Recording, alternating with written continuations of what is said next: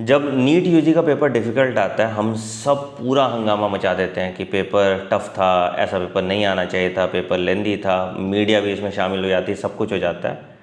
But वहीं अभी कुछ दिन पहले एफएमजी का एग्ज़ाम हुआ है जिसको एनबी कंडक्ट कराती है, एंड वो पेपर भी बहुत डिफ़िकल्ट था, बहुत ज़्यादा लेंदी था। And the difference between NEET UG PG या आईएनआई कोई भी competitive exam versus a screening exam is that कि अगर पेपर डिफ़िकल्ट होगा तो ज़्यादा बच्चे फेल करेंगे। It is like CBSE exam है। सीबीएसई एग्ज़ाम में अगर बहुत डिफिकल्ट पेपर आता है तो कितना हंगामा हो गया था क्योंकि बच्चे फेल कर जाते हैं। Same goes with a screening exam. Screening exam है कि एक बेयर मिनिमम बच्चे को आना चाहिए so that he can practice in India.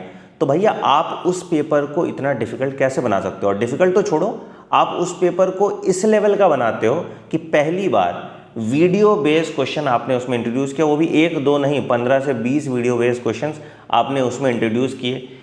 Come time span में वो पेपर सॉल्व करना बहुत ज़्यादा डिफ़िकल्ट था। और मैं ये दावे के साथ कहता हूँ कि इसी पेपर को, सेम पेपर को आप इंडिया के खास करके प्राइवेट मेडिकल कॉलेजेस के बच्चों को आप दे के देखो, वो भी तो प्रैक्टिस कर रहे हैं ना, इंडिया में ही प्रैक्टिस करेंगे, इंडियन पेशेंट्स को ही डील करेंगे।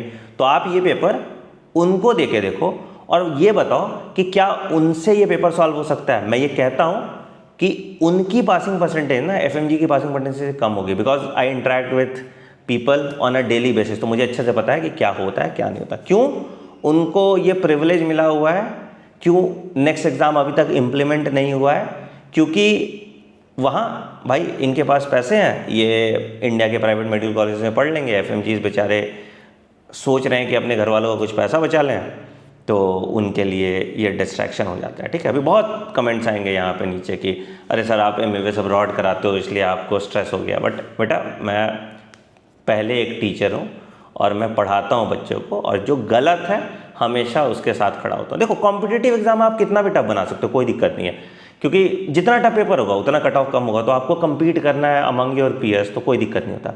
बट स्क्रीनिंग एग्जाम जब आप टफ बनाते हो तो उतने बच्चों का भविष्य अंधेरे में अटक जाता है। ये बेचारे 6 साल पढ़ के आते हैं, उससे पहले 2-3 साल नीट का ड्रॉप लिया होगा इनने, इनको फिजिक्स नहीं आ रही थी तो ये अब्रॉड चले गए। ठीक है, उनमें भी 90% कुछ नहीं करते हैं, 10-12% बेचारे यहाँ पे गौतम नगर में आके बाकी जगह आके घिसते हैं, 1 साल 2 साल एफएमजी की जी तोड़ तैयारी करते हैं अपने पाप धुलने के लिए, और उसके बाद फिर जब ऐसा पेपर आता है तो क्या ही मोटिवेशन रह जाएगा उनके, क्या ही वो पढ़ लेंगे।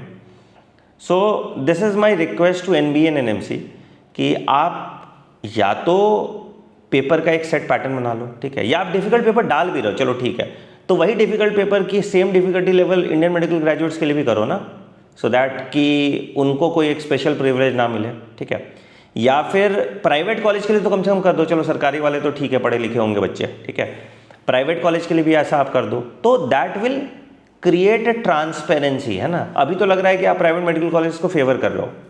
या फिर अगर आपको डिफिकल्ट पेपर ही बनाना है तो आप कुछ सैम्पल पेपर्स इंट्रोड्यूस कर दो कि हम इस पैटर्न का, इस डिफिकल्टी लेवल का पेपर बनाएंगे। या फिर आप नॉर्मलाइजेशन इंश्योर कर दो कि हाँ ठीक है, हम हर साल लेट से 10,000 बच्चे, आउट ऑफ 10,000 बच्चे 5,000 बच्चों को लाइसेंस देंगे और उन 5,000 बच्चों के बीच में कंपटीशन करा दो। But there should be a set parameter. आप अचानक से किसी साल इतना डिफिकल्ट पेपर बना के बच्चों का 1 साल 6 महीने खराब नहीं कर सकते हैं। This is very disheartening for them. ठीक है, और ये मैसेज उन बच्चों के लिए भी है खास करके जो अब्रॉड जाने का सोच रहे हैं। बेटा देखो, तुम नीट यूजी का एग्जाम स्किप करके सोचते हो अब्रॉड चले जाओगे, इंडिया के एफएमजी क्लियर कर लोगे, यहाँ पे एनबीए एनएमसी आपके साथ ये करेगा, आप यहाँ आएंगे, आप जी तोड़ मेहनत करके एफएमजी एग्ज़ाम क्लियर करेंगे, कर पाते हैं तो उसके बाद आप इंडिया में 1 साल इंटर्नशिप करेंगे और फिर जाके आप नीट पीजी का एग्ज़ाम देंगे, अभी तक जब तक नेक्स्ट इम्प्लीमेंट नहीं होता है तब तक। तो अगेन अब्रॉड जाने से पहले भी कम से कम 1000 बार सोचिएगा ज़रूर। And I request to the media houses also, please इस मैटर को थोड़ा तवज्जो दीजिए। हालांकि इनकी संख्या कम है, इसका मतलब ये नहीं है कि आप इस मुद्दे को ना उठाएं और एनबीए अपनी मनमानी करते रह जाए। तो please share this videos to all the authorities, please share this video to all the media person, ताकि कोई आवाज़ उठाए। हम भी पिटीशन डालेंगे एनएमसी में, एनबीए में, बट आई डोंट नो इसका कुछ आउटपुट होगा या नहीं होगा। नहीं होगा वैसे तो most likely, but this is what I can do for you. हम आपकी आवाज़ ही उठा सकते हैं अपने बिहाफ पे जितना हो पाता है। आपका क्या कहना है इस बारे में कमेंट सेक्शन में ज़रूर बताइएगा। कैसा गया आपका एग्ज़ाम FMG का वो भी कमेंट सेक्शन में बताइएगा। Thank you.